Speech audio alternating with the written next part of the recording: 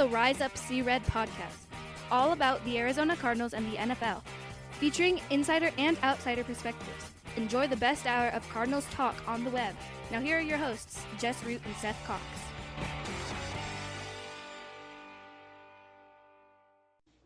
Hello, Arizona Cardinals fans, and welcome to the latest edition of the Rise Up See Red podcast, the best hour of Cardinals talk on the web.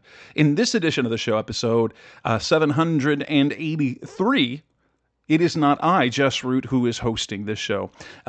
Instead, Howard Balzer had a one-on-one interview with Arizona Cardinals first-round pick running back Jeremiyah Love, in which they talked about the contract that he signed, some things that he's got going on, OTAs, and all that. So enjoy this special edition of the show as Howard interviews Cardinals first-round pick Jeremiyah Love. Let's get to it because I know you're busy and doing all this stuff. So I'll start by, I'm just curious how you're dealing with all, I guess, the whirlwind of everything of the off season after college season ends, and then you've got the combine and the pro days and then the draft, and before you know it, boom, you sign your contract, but you're with the team first with the rookies, and then before you know it, the veterans are in. So how has that whirlwind been, and how have you handled it all? Honestly, it's been one thing after another. But I mean, it hasn't been a problem for me. I've been able to adapt at whatever, I'm doing, whether it was a draft, whether it was a combine, or whether it was mini camp. I've been, good for everything. And I've been enjoying it too. I've been enjoying this whole process, I was enjoying the whole draft process, and now I'm enjoying the process of, coming to a team, gaining the trust of my teammates and coaches, and also building relationships with them. So it's been pretty cool, man. I've been locked in. I finally get to worry about just football, which is great for me because that's why I'm here. I'm here to make plays. I'm here to play football, and I'm here to do great things. So the whirlwind stuff, after stuff, it was cool. It was cool, but I'm glad to be chill for right now. You mentioned the relationships, and with a guy like James Conner, who's done it for so long, and what a leader he is. I know it's only been a couple days now, but what have been your interactions with him, and how's it been to meet James along with obviously a lot of the other veterans? It's been an honor. James is a guy that I want to be able to replicate some of the things that he's done. He's been in the league for 10 plus years. And I want to be in that same predicament as well. He's been with the Cardinals for a little minute as well. So, he's gained the trust of the people that he's been around. Obviously, he's had a process and just things that he's went through to get himself to this moment now. But it's an honor being able to be in the same room as him and get to know him a little more. Haven't got to interact with the guys off the field as much. But I'm sure those days will come, and I think it'll be a blessing just to learn a little bit more about these guys, off the field, and learn more about their stories, because a lot of the guys that I'm in the room with have been in the league for 4 or 3+ years, so they got a lot of wisdom to share if they want. But yeah, it's been a blessing to be around James, and I look forward to just getting to know him more as a person, and also, soaking up any wisdom he can give. Yeah. You take the approach that now that you're in the NFL and high first round pick, but other guys are drafted after you, undrafted guys come into the league in all different ways. Do you even think about that anymore, or you're just a Cardinal and you just got to go and do what you have to do, and it doesn't matter that you were a high first round pick in some respects? At the end of the day, I got drafted, and that experience is over. One-time experience, it was great, but right now I'm starting from the bottom. I haven't done anything yet. I'm here for OTAs. I was here for mini camp, and I got to gain the trust of my coaches and the players that I'm playing with to even get an opportunity to step foot on the NFL field. So right now, at this moment, I'm trying to gain everybody's trust, and I'm trying to work my way up the ladder. Because I just got off I just got off the floor at Notre Dame. Now I got to start to ascend another floor. So that's my mindset. The draft is over. I really don't care about me being a number 3 pick anymore. That's something for the past to think about. But as far as right now, want to make sure I gain the trust of the people that, chose to bring me to the organization. So, yeah, man, I'm all about bar right now, all about starting over and all about, continuing to grow. I know I heard you were asked by someone, and certainly there's always been this whole thing about running backs and value to the NFL. And I've never believed that running backs per se have been devalued because we know how important they are to a team's success. And so I heard you say when someone was talking about throwing out all this stuff about whatever the contract is and all that, and you said, hey, whoever was picked overall number 3 would have been the same contract. So it could have been you, could have been an edge rusher, could have been who knows what it could have been. So that's all just part of the system, and I'm sure you want to put that behind you to a degree, but certainly, I thought that was interesting that you had that perspective, as a rookie coming in. Yeah, I see it a lot now. Every time I get on social media, it's, oh, they're paying a running back this, paying a running back that. Like, man, only reason I'm getting as much money because I was the 3rd pick in the draft. Like, anybody could have been that pick. If a receiver was picked, you wouldn't care. If a edge rusher was picked, you wouldn't care. And it's just running back, now you care. I mean, running backs have always been criticized and been just, misunderstood. Running backs play a very crucial role in a team's success. And you can see that from last year. Kendall Walker in the Super Bowl won Super Bowl MVP, man. If you didn't have Kendall Walker that game, shoot, the game probably wouldn't have been as easy as it was. It would have been harder. Or maybe the game would have looked completely different. So um, I definitely see a lot of people saying, those comments about the money and stuff like that. But what they don't understand, man, is you can view me as a running back, but at the end of the day, I'm not just a running back. I can do whatever. On every team I've been to, I've been whatever they needed me to be, whether that was receiver, running back, maybe on special teams. I'm more than just a running back. That's just my position. That's just my position in football. But I can do a lot of other things. I could probably have played receiver if I wanted to. I've been one of the top receivers in the draft, if not the best receiver in the draft, if I worked hard enough on it. So, um, yeah, man, I see that comment a lot, but I kind of just laugh at it now, though. It's kind of funny to me. That's where you got to approach it in a degree. But it's interesting you talk about special teams. I know everyone's been making a big deal with the media out there on Monday and saying, "Oh my goodness, they got him back there returning kickoffs." But I guess that's from your standpoint. Hey, whatever I can do to help the team win is, I believe you probably feel that's what your approach has to be.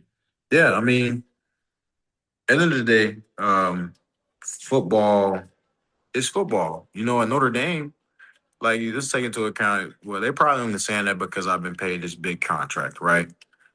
Think about it at the college level. Guys are getting paid millions of dollars in NIL. You're not saying that. We got a receiver playing punt return. You're not saying that to him. So that's why I say I find it funny, people making those comments. But, me personally, football is football.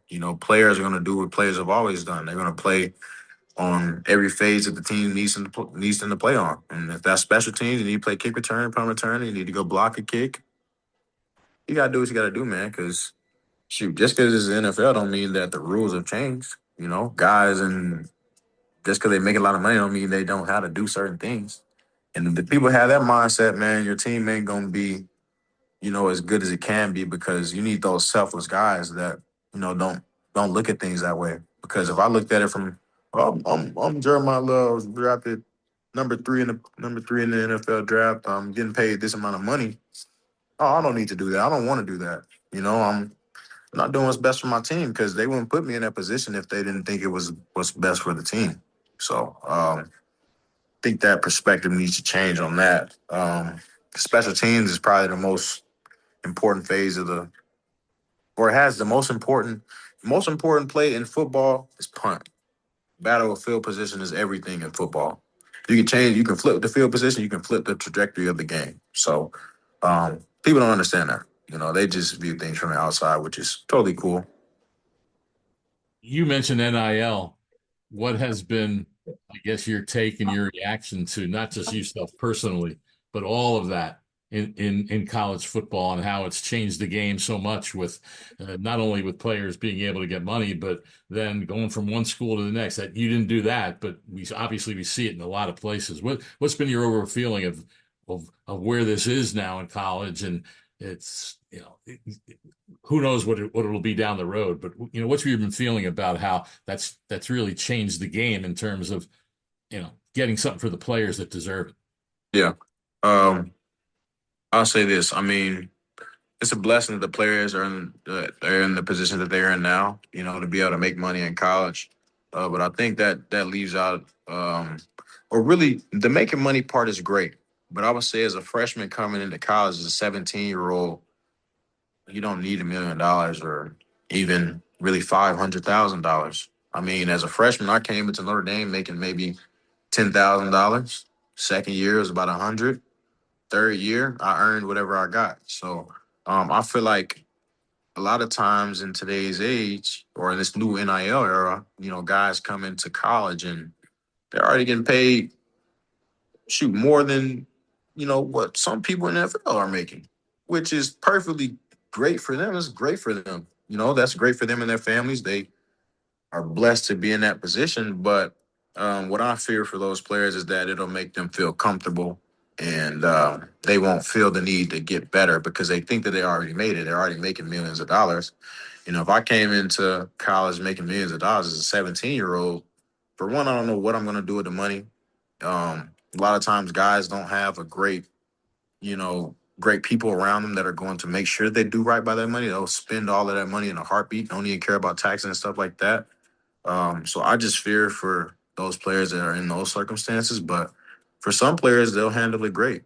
For me, I had a great family, great support, system around me that helped me manage my money and, do right by it and also, have fun with it as well.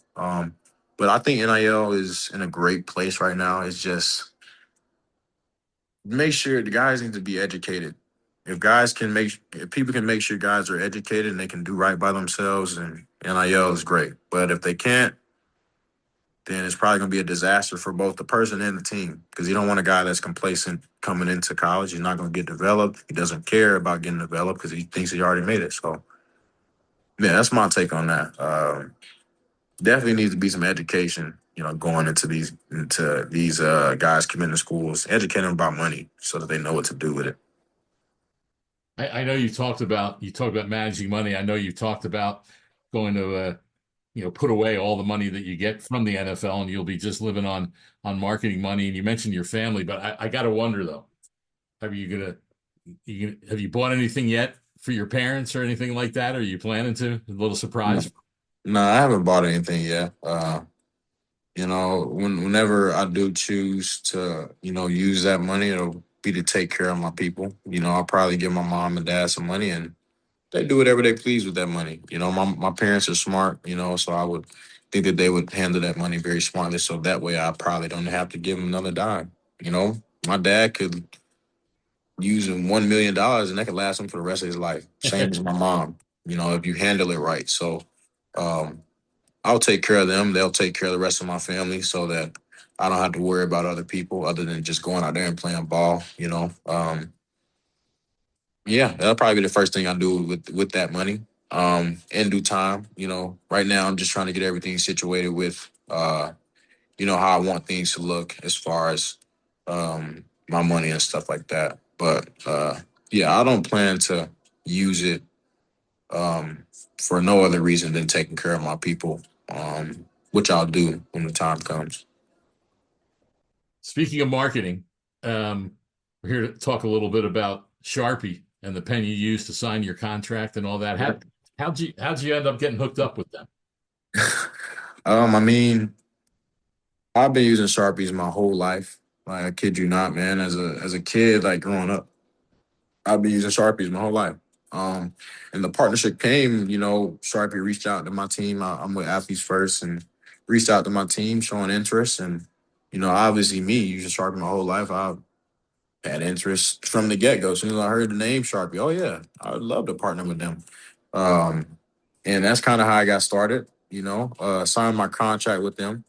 Use a Sharpie S gel pen. Wanted to do it with the best, in that business. Um, and Sharpie was the person to do it with. The S gel pen doesn't smear, it doesn't bleed, and yeah, that's the contractual part of it. But from the rest of it, Sharpie is composed of great individuals, man, and I feel very blessed to be able to partner with them. Because everything that I've done with them thus far has been easy, it's been enjoyable, um, and it's been for a greater purpose. So. Yeah, man. The partnership kind of started just from mutual connection. We both wanted each other, and it's been great ever since. I plan to continue developing great relationships with the people of Sharpie, and hopefully we can turn this into something past just the contract as it is right now. Hopefully some future opportunities as well. But as of right now, man, I'm enjoying my time. Doing great things with them and making sure that I'm representing them right, and you know yeah, that's it. And how's a combination with the comic book with, I hope I pronounce it right, with Jeremiah Star? How's that going to combo? And is that, you feel that's going to lead to some other things in the future? Who knows what collaborations there might be? Yeah, for sure. There's been a lot of businesses and organizations reaching out to buy into the comic, and obviously I partner with Sharpie. I signed with them, so um, they wanted to pour into that aspect of me as well. And that's another reason why I like Sharpie as well, or why I think this relationship is just so great, because Sharpie didn't have to do that. They didn't have to see my comic book and say, hey, we're going to, buy into this. We're going to, you know, uh, help you out or invest in you a little bit. And they did, and that just goes to show what great of an organization that they are. They connect with people, outside of the business, which is everything to me. I'm all about connections and authentic things. So that was great, and hopefully in the future, we can do more things like that, and yeah. But Jeremiah Star, it's becoming a bigger and bigger thing as I'm learning from my dad. He handles all that stuff for me.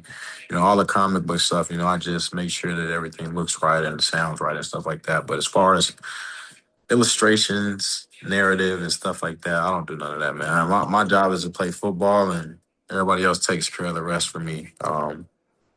But yeah, Sharpie's been very good in that aspect of making sure they connect with me, in some of my own personal endeavors. So But I guess it's, how would you describe, I mean, this whole thing? And it brings out, I guess, your personality and your individuality and your style. How would you describe that about yourself, and how that all comes together with the comic and all these other things you're doing? yeah, so first and foremost, I mean, I'm always gonna be authentically me, and I'm the type of guy that's going to like the things that I like and not be ashamed to show the world about it. So Jeremiah Star was really that. I love comics, I love anime and stuff like that, and me being authentically me and me being true to myself. I wanted to share that with the people, give them a little bit of insight into my life other than just football. And that's kind of how I go about everything that I do. Not just with my comment. Just making sure that if I love something, I like something, and I want to share it with people. I do it how I want to do it. And yeah. Oh, All right, I'm ready to wrap it up, but I am curious about some. I assume maybe at some point you've been asked this, but I'm just very curious. What's the backstory of the Y in your first name, of spelling your name with yeah. like a normal Jeremiah, but with the Y? Is there a backstory to that? If your parents told you? Yeah. So the Y in my name is like, if you spell my name Jeremiah, yeah, there's YAH. And the Yah, like, it's not just a Y. The Yah in my name is meant for Yahweh, which Ah, means God. right. Um, not saying that I'm a God or anything like that, but my dad just wanted my name to connect, more with God, and and stuff like that. So that's where the Y comes from. And I think it's pretty cool. You know, I haven't really met anybody else with the name with Jeremiah spelled like how I spell it. So, yeah, that's a little bit of backstory about the Y in my name. It's meant for Yah, which means Yahweh, which Yahweh means God. So, yeah, as soon as you said that, I knew, and I said, okay, well, that makes it even cooler because it's kind of like a tribute to something higher and a higher being and a greater thing than us as yeah, more. for sure. Awesome. Howard, I'm gonna just say last question here. Otherwise, you gotta get Jeremiah back to his schedule. No, I got it. No, that was gonna be the last one. So I appreciate it. Appreciate you arranging this. And Jeremiah, thanks so much for your time. I appreciate it very much. Yes, sir. I appreciate talking to you, man. It was great. All right, take care. Thanks for listening to the latest edition of the Rise Up, See Red podcast. Listen to previous episodes and subscribe to the show on Apple Podcasts, Stitcher Radio, Audioboom, or many other podcast platforms so shows are delivered directly to your mobile device. Please give the show a 5-star rating and always support the sponsors who support the show. We'll be back soon for the best hour of Cardinals talk on the web. Rise up, Red Sea, be Red, See Red, and of course, Rise Up, See Red.